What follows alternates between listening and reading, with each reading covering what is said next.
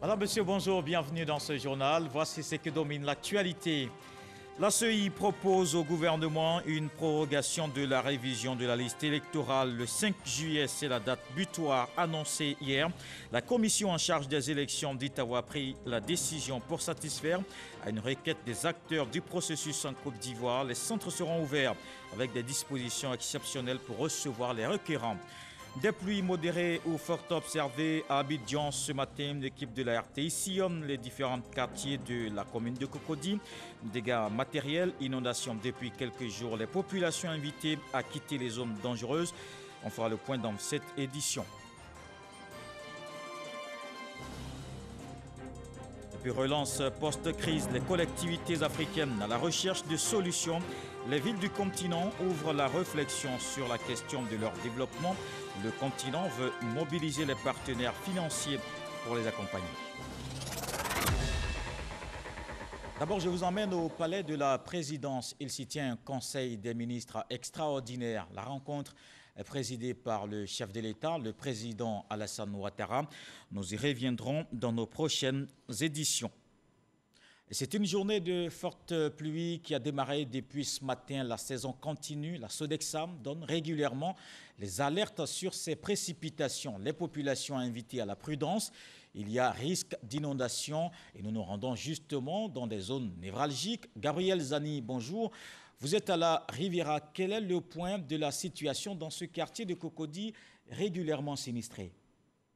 Bonjour Colo. Après donc l'éclaircie d'hier lundi, la pluie a repris ses droits sur le district d'Abidjan puisque nous sommes en pleine saison des pluies. Alors depuis ce mardi matin à 7 h, il pleut. La pluie oscille entre de faibles et de fortes précipitations. Là où je me tiens actuellement à la Riviera 3, la pluie vient à peine de cesser, mais le constat est le même. De la Riviera 2 à la Riviera Palmeraie, en passant par la Riviera Alabra, pour remonter vers la Riviera Rose-Marie Giraud, la rue Ministre, les eaux essaient de reprendre de l'espace. Alors une chose est donc certaine, qui est aussi rassurante tout de même, c'est que le bilan de cette demi-journée, il n'y a pas de dégâts en vie humaine, il n'y a pas de dégâts matériels non plus. Mais une chose est certaine, si les prochaines pluies sont abondantes, la montée des eaux est également certaine dans les zones que je viens de citer. Merci Gabriel Zani. On vous retrouve dans quelques instants au cours de ce journal. Je précise que vous vous rendez au groupement des sapeurs-pompiers militaires pour nous donner d'autres informations sur cette journée pluvieuse. Justement, la Sodexam vient de produire la prévision météo. Le ciel restera très nuageux avec des pluies intermittentes en cours d'après-midi. Des averses parfois orageuses pourront également perturber la nuit. Restons donc vigilants. L'actualité, c'est aussi la révision de la liste électorale qui doit se poursuivre jusqu'au 5 juillet. C'est la proposition que fait la commission électorale indépendante au gouvernement. Le porte-parole de la CEI a donné l'information hier. Écoutons Émile Ebrotier. La commission électorale indépendante porte à la connaissance de l'ensemble des Ivoiriennes et des Ivoiriens en âge de voter sa proposition au gouvernement de proroger l'opération de révision de la liste électorale au dimanche 5 juillet à 12 h. À la demande des partis politiques de tous bords, suite aux 3 jours de pluie torrentielle, la CEI offre l'opportunité de se faire enrôler aux requérants qui ont manifesté par leur forte mobilisation leur intérêt pour cette opération en Côte d'Ivoire comme dans les centres d'enrôlement de nos représentations diplomatiques. Conformément à la pratique électorale, les centres seront exceptionnellement ouverts dès 7 h et ne fermeront qu'à la réception du dernier requérant présent dans le centre à sa clôture le 5 juillet à 12 h. Et cette prorogation de la révision de la liste électorale va permettre une plus large participation de la jeunesse. C'est ce que vise le Conseil national des jeunes de Côte d'Ivoire. Une caravane de sensibilisation est initiée dans la région du Moronou. Les nouveaux majeurs appelés à s'inscrire à Stoutouré. Ara, Mbato et Bongwanou, dans la région du Moronou, ont constitué la première étape de cette tournée de sensibilisation des nouveaux majeurs sur le listing électoral. À travers cette caravane, le Conseil national des jeunes de Côte d'Ivoire, CNJCI, veut emmener les jeunes à prendre une part active dans le processus électoral. Le Conseil national des jeunes de Côte d'Ivoire demande justement que les jeunes puissent s'inscrire massivement sur la liste électorale pour que leurs voix puissent compter le jour du vote le 31 octobre. C'est une belle occasion donnée à la jeunesse ivoirienne de prendre toute sa place dans le débat politique, de participer donc au choix des dirigeants du pays. L'objectif du Conseil national des jeunes de Côte d'Ivoire est de faire enrôler 1 million de nouveaux majeurs. Un défi soutenu par les cadres de la région qui ont offert des timbres gratuitement aux populations afin de faciliter leur inscription. J'ai eu à croiser la jeunesse pour leur donner la feuille de route afin qu'elle aille s'inscrire sur les listes pour qu'on puisse, au soir du 31, choisir notre candidat que nous voulons tous. Une initiative appréciée par les jeunes du Moronou. Je sors satisfaite parce que les jeunes ont répondu nombreux. Ils ont décidé de marcher réellement dans la ligne que nous avons définie, c'est-à-dire s'impliquer dans le cadre du processus qui est en cours. Il est de notre devoir, nous les jeunes du département d'Ara, de faire sortir dans les campements, hameaux, tous nos petits frères qui n'ont pas encore le papier, de se faire enrôler pour les élections à venir. Ça va nous permettre en tant que jeunes de nous inscrire sur la liste électorale parce que vu tous les conseils qui ont été donnés, ça nous amène, nous jeunes, de s'inscrire dans l'intérêt de la jeunesse et de notre pays en général. Prochaine étape, les régions du Zi et du Bélier. Et la lutte contre la Covid-19 aussi se poursuit. Le gouvernement appelle à l'implication de tous afin de freiner la propagation de la pandémie.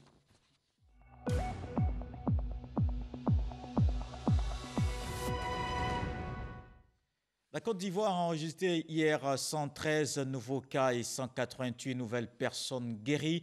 Le pays compte désormais 9 214 cas confirmés. Le gouvernement ivoirien accentue la sensibilisation pour le respect des gestes barrières. Le directeur général de la Santé fait le point. Le ministère de la Santé et de l'Hygiène publique a enregistré ce jour, lundi 29 juin 2020, 113 nouveaux cas de Covid-19. Sur 1053 échantillons prélevés, soit 10,7% de cas positifs. 188 guéris et 0 décès. À la date du 29 juin 2020, la Côte d'Ivoire compte donc 9 214 cas confirmés, dont 3 996 personnes guéries, 66 décès et 5 152 cas actifs. Le nombre total d'échantillons est de 53 938. Le ministre de la Santé et de l'Hygiène publique rappelle que la pandémie n'est pas terminée. Il exhorte les populations au strict respect des mesures barrières, notamment le lavage des mains à l'eau et au savon, la distanciation physique et le port de masque lorsque nous sommes dans les lieux publics afin de nous protéger et de protéger les autres. Le ministre de la Santé et de l'Hygiène publique en appelle donc à la discipline et à la responsabilité, car pour stopper la transmission du virus, nous devons tous être disciplinés et responsables. Je vous donne aussi des chiffres de la pandémie dans quelques pays africains. D'abord au Ghana, 17 351 cas confirmés, 112 décès. En Guinée, c'est 5 351 cas confirmés, 31 décès. 25 133 cas confirmés, 573 décès au Nigeria. En Afrique du Sud, on compte 144 264 cas confirmés, 2529 décès. Puis en Égypte, 66 754 cas confirmés, 2872 décès. Puis dans le monde entier, il y a 110 436 954 cas confirmés et 5 695 572 personnes guéries, 108 876 décès. Ici en Côte d'Ivoire, le plan de riposte du gouvernement est en marche. Des dispositions sont prises dans toutes les villes. À Dimbokro, le maire de la commune a pris des mesures de prévention contre la Covid-19. Bilé Diemeleou est venu en parler au point presse quotidien sur la pandémie. Des détails avec Mahama Traoré. Focus ce lundi sur Dimbokro, chef-lieu de la région d'Unzi. Cette cité de 102 000 habitants reste pour l'heure faiblement impactée par la Covid-19, selon le ministère de la Santé. Seul un cas positif détecté à ce jour. Face à la presse, le maire Gabriel Bilé Diemeleou détaille les actions menées sur place, installation de kits sanitaires, désinfection des bâtiments administratifs et autres lieux publics, sensibilisation de masse par la radio locale, plus de 10 000 cache-nez distribués. Et des dispositions ont été prises au niveau du comité de suivi, de sorte que nous puissions fabriquer nous-mêmes des cache-nez par les couturiers qui sont dans la commune. Et pour ce faire, il y a deux modes. Quand vous venez avec votre tissu, le couturier vous le fait à 25 francs, parce que vous avez la plus grosse matière. Lorsque vous venez à lui, il y a un tarif qui a été retenu, il est de 150 francs. Pour rappel, la prise en charge de la Covid-19 est entièrement supportée par l'État. Dr Edith Kwasi donne ici des précisions sur ce qu'auraient coûté les tests de dépistage. Le test, si on devait le payer, selon les informations que nous avons reçues, devrait coûter par personne autour de 60 000 francs CFA. Donc nous sommes aujourd'hui à 52 885. Vous voyez que ce n'est pas moins de 3 milliards que l'État a supporté à ce jour pour dépister le nombre que nous avons aujourd'hui. Maintenant, si on met à cela le dispositif pour faire le prélèvement, qui a un coût, encore on ajoute les sites de prélèvement qui sont faits justement dans le but de faire le dépistage. Si on met encore les personnes qui sont chargées de collecter les échantillons, de les acheminer vers les lieux indiqués pour faire le dépistage, vous voyez que je pense qu'on peut aller au-delà de 60 000 francs par personne. Quel bilan faire de l'opération menée dimanche dernier dans la commune de Cocody par les forces de sécurité pour s'assurer de l'application des mesures barrières dans les maquis et restaurants? Plusieurs maquis ont été visités, pas de saisies opérées. Nous notons néanmoins que les mesures de distanciation sociale étaient partiellement respectées dans certains maquis dont les tenanciers ont été rappelés très vite à l'ordre. Par contre, dans l'ensemble, le nombre de personnes rassemblées tel que recommandé par le CNS est respecté par les tenanciers des 10 maquis. Les bars, quant à eux, restent fermés.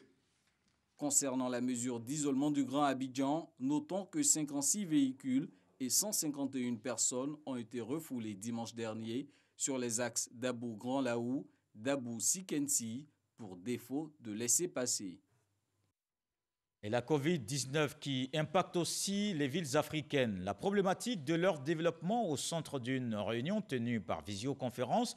Les ministres en charge de la question font des propositions. Le continent veut mobiliser les partenaires financiers pour accompagner les collectivités. Mahama Bambadou Kwasi. Les collectivités territoriales africaines sont les premières victimes de la crise sanitaire. Une crise qui s'évite mieux en crise économique. Et pour préparer la relève post-crise Covid-19, le Royaume du Maroc, en collaboration avec le Fonds mondial pour le développement des villes FMDV, met en place une stratégie. Il s'agit de mobiliser des ressources nécessaires pour accompagner les mairies et les conseils régionaux.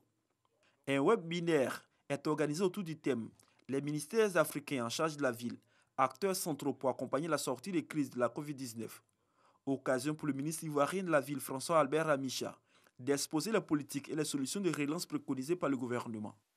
C'est l'écosystème de la ville qui s'est rappelé à tous et c'est désormais en intégrant toutes ces énergies existantes à l'échelle locale que nous construirons des solutions sur le long terme. En effet, c'est en engageant un dialogue constructif, mobilisant l'ensemble de l'écosystème de la ville, que nous arriverons à identifier les solutions possibles et adaptées à nos contextes et à nos territoires. Il a également rappelé les stratégies mises en place par le gouvernement ivoirien pour accompagner les collectivités territoriales afin de faire face aux effets de la Covid-19. Nous devons aujourd'hui construire des solutions nationales permettant aux ministères sectoriels, aux institutions de financement de collectivités locales aux associations nationales d'élus d'œuvrer ensemble pour des villes durables. C'est par l'échange, le dialogue et la coopération que nous identifierons les mesures d'accompagnement du développement de nos villes répondant aux besoins de nos territoires. Cette visioconférence a permis aux ministres participants d'insister auprès des partenaires techniques et financiers des mécanismes adaptés et propres aux réalités africaines. Le Maroc se veut le coordinateur de ce projet qui doit toucher les pays impactés par la Covid-19. Et on se mobilise pour la lutte contre la Covid-19 en Côte d'Ivoire. Les gestes de solidarité s'enchaînent. La Fondation Kalou apporte sa contribution. Elle a fait don d'une ambulance au gouvernement. C'est un reportage de Salimatou Dia. Une ambulance de réanimation tout équipée, c'est le don de la Fondation Kalou répondant à l'appel de solidarité lancé par l'État face à la crise sanitaire mondiale de coronavirus. Au nom du président de la Fondation Kalou, M. Salomon Kalou, footballeur international, on a souhaité, sous son impulsion, faire ce don à l'État de Côte d'Ivoire, qui ira directement au SAMU avec qui nous travaillons depuis 10 ans que nous existons. Et ce don représente beaucoup pour le président de la Fondation, car il a souhaité contribuer à l'élan national et aussi, surtout, à la prise en charge de nos patients Covid-19.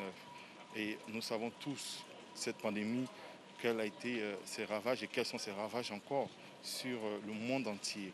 C'est une maladie qui a surpris tout le monde. On essaie de réagir comme on peut et tous les citoyens, tous les hommes du monde entier doivent se serrer les coudes. Réceptionnant le don, le ministère de la Santé et de l'Hygiène publique a à son tour remis les clés de l'ambulance au service aide médicale urgente SAMU pour usage utile à la prise en charge des malades. Ce sont entre autres 6 000 masques qui ont été remis à la Fondation Kalou à travers son ambassadrice Marie-Josée Talou pour mieux riposter face à la Covid-19. Et avec Konaté Ngamblé et Jean-Sylvain Esso, voyons un autre acte de solidarité. La Fédération ivoirienne de Maracana fait des dons au club. Elle a remis des kits sanitaires et alimentaires. Face à la crise sanitaire et économique liée à la pandémie de la Covid-19, la Fédération ivoirienne de Maracana et Discipline Associée et ses partenaires s'engagent aux côtés des acteurs du Maracana.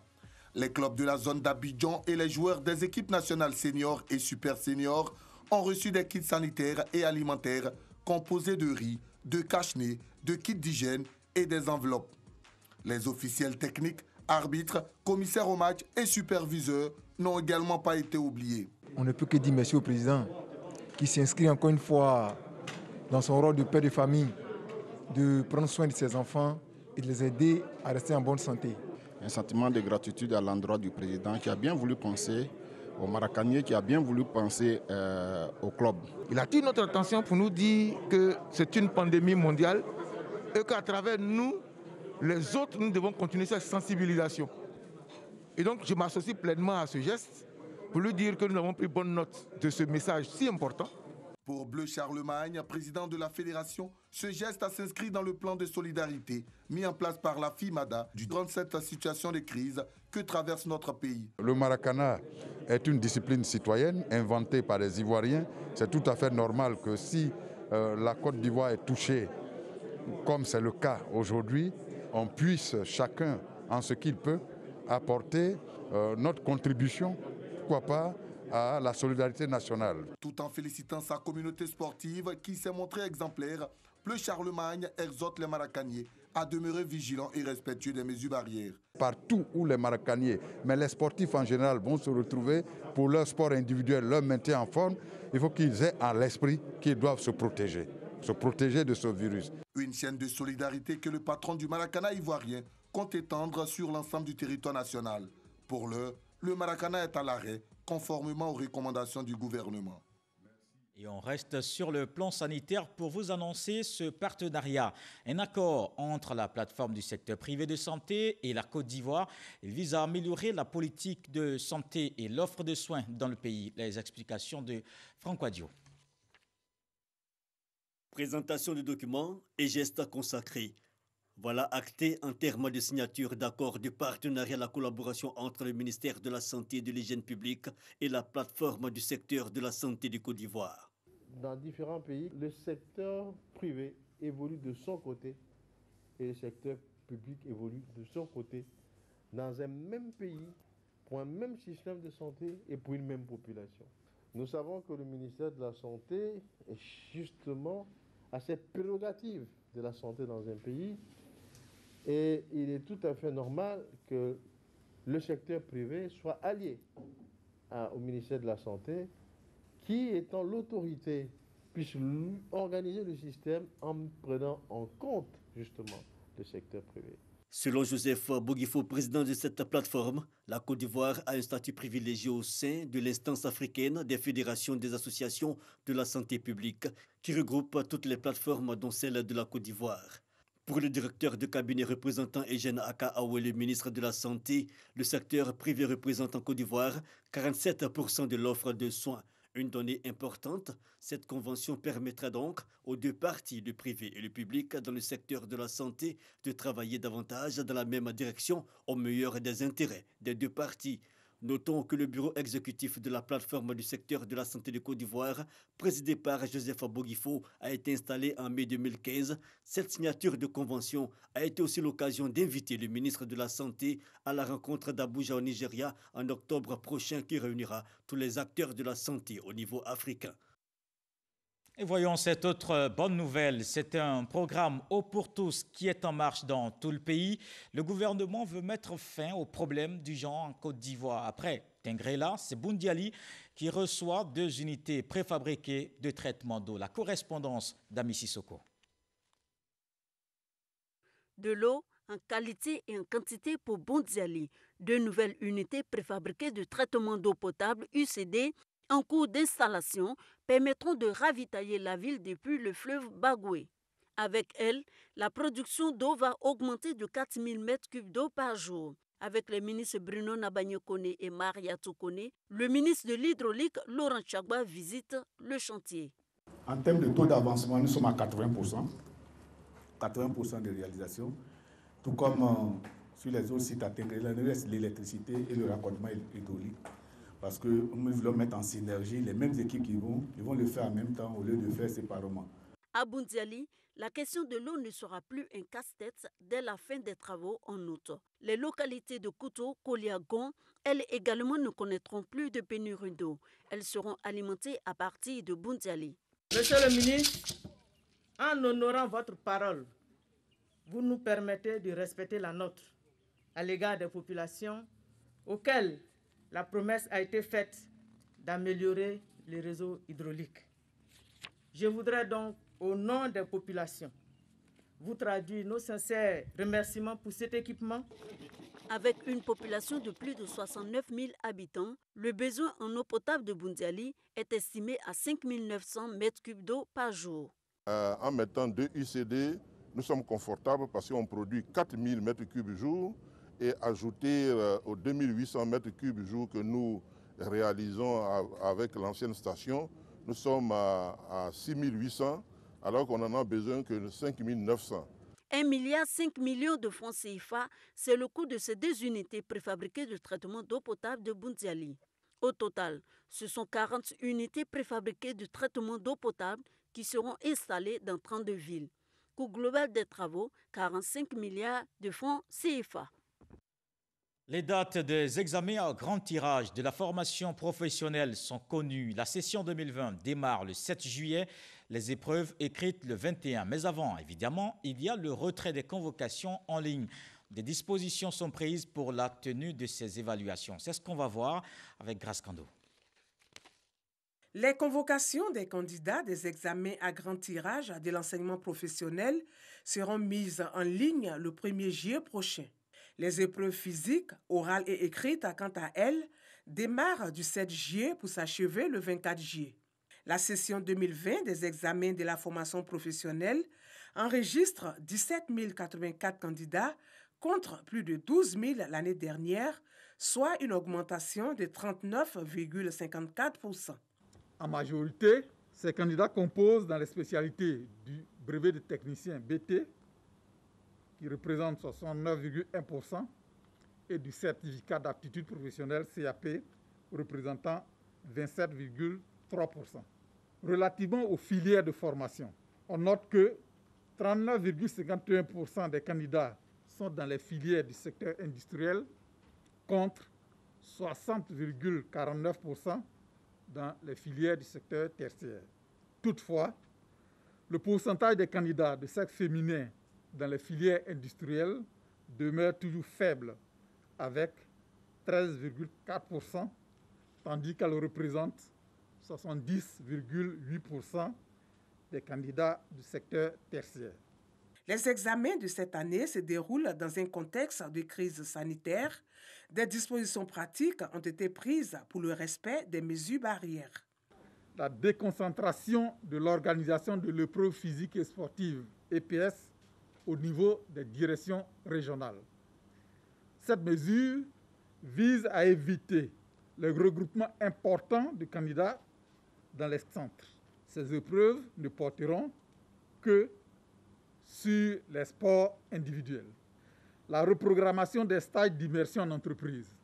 Pendant leur formation au brevet de technicien, les apprenants doivent effectuer un stage de 6 semaines au moins en entreprise. Ces stages se dérouleront après les épreuves orales, pratiques et écrites. Le réaménagement des ateliers et l'allègement des travaux pratiques, TP. En tenant compte de cette situation, ces travaux pratiques ne porteront pour cette année que sur une seule épreuve, au lieu de 2. Les résultats seront connus le vendredi 14 août 2020 sur le site www.formation-professionnelle.gouv.ci. On va revenir sur ces fortes pluies qui s'abattent sur Abidjan. Gabriel Zani, vous l'avez remarqué, était en début de journal à la Riviera. On la retrouve cette fois au groupement des sapeurs-pompiers. Dites-nous, Zani, comment se passe cette autre journée de pluie avec ces secouristes? Bonjour Kolo. Je suis donc à la caserne des sapeurs-pompiers militaires depuis ce mardi matin à 7h pour être plus précise sur la question la plus basse en plein sur le district d'Abidjan. Et donc je suis avec le colonel-major Sako, il est chef de corps du groupement des sapeurs-pompiers militaires.